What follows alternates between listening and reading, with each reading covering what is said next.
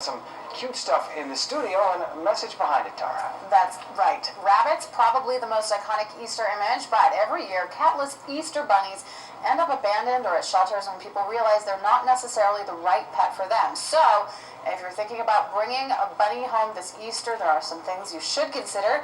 Here to explain, Dr. Kerry Korber of the Calgary Avian and Exotic Pet Clinic, along with Amanda Greening of Against All Odds Rabbit Rescue. Welcome to all of you, along with Kokomo and Babbity Rabbity? Yeah. Babbity Rabbity.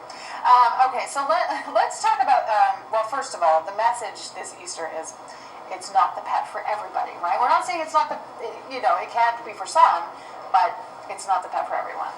Well, that's quite right. And rabbits make excellent pet companions, but just like with any pet, you really should do your homework and make sure you're not doing a spontaneous purchase. And Easter is the worst time for people going and getting that cute little Easter bunny. Rabbits are no longer those keep in a cage kind of pets. What we like to see is that they're out and hopping around houses. So you have to make sure that you're willing to be able to give them that exercise. Very specialized diet, they need lots and lots of fiber, and just like every animal, they do need veterinary care, so you need to be willing to be able to follow through on that as well. And what about their sort of temperament, their character? I mean, they're not cats and they're not dogs. They're not this cuddly to the same aspect, right?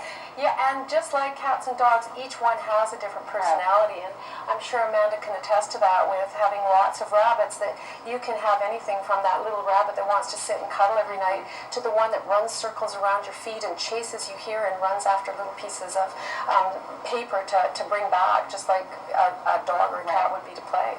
Okay, Amanda, now I'm curious about, first of all, you're involved in a hopping club and a bunny rabbit rescue. So first of all, what's the hopping club? I'm curious about that. The hopping club, we actually do rabbit agility. So they have jumps and little A-frames and stuff like that, and they run the course off leash, and we go around and perform in different places. Okay, but why did you start the rescue?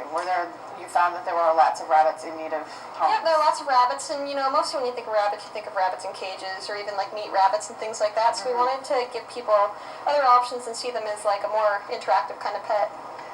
And now, how many do you have in your home or under your care? I suppose. We have 14 right now. 14 under your care. Okay.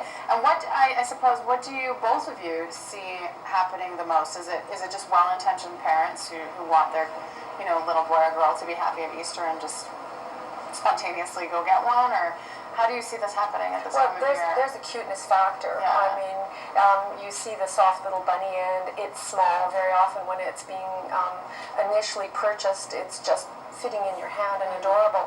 And people forget that they grow, and also that rabbits are quite long-lived. I mean, we've improved so much in how we feed them and how we care for them that it's not unreasonable to expect 8 to 10 years.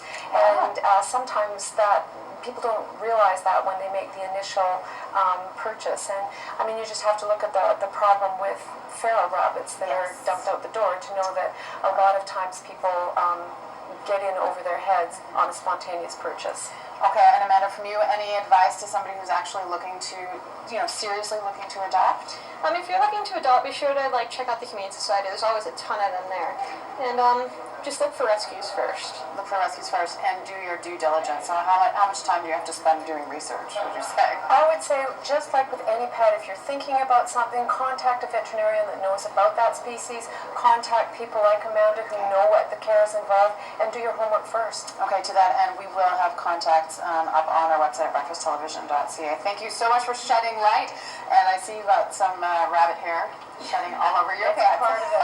Happy Easter. Thanks very much to both of you. We're taking a look at our roads now. Here's Dave.